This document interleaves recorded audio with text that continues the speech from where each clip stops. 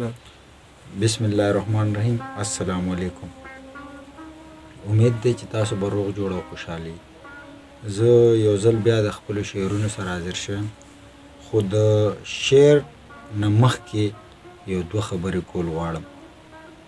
زما د شعرونو یا د تحریر بالکل هم دا مطلب نه دی چې د دې په وجه د چاته دک یا تکلیف ورسي.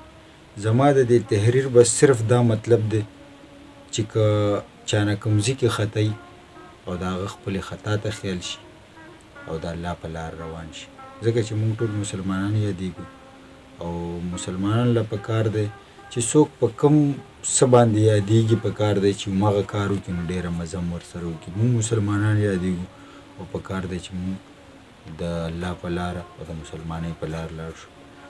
نو نن مې یو څو شعرونه راوړي چې عنوان یې دی د خفګان نه څه جوړېږي. وایي چې د یو بل نه زارېږئ د خفګان نه څه جوړېږي، او هر چا له خیر ورکئ د نقصان نه څه جوړېږي.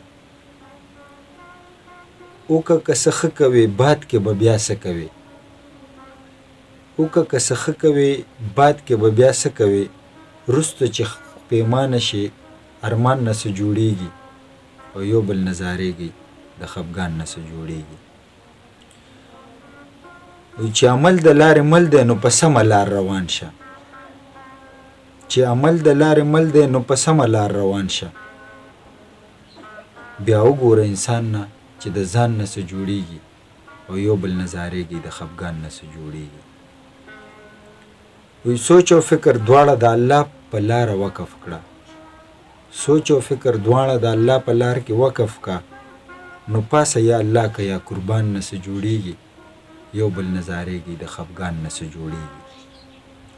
او نیازه نور کلار شه او د دین فکر دې وکړه، نیازه نور قرار شه او د دین فکر دې وکړه، ګټه پکې ګوره د تاوان نه څه جوړېږي، او یو بل نه زارېږي د خفګان نه څه جوړېږي.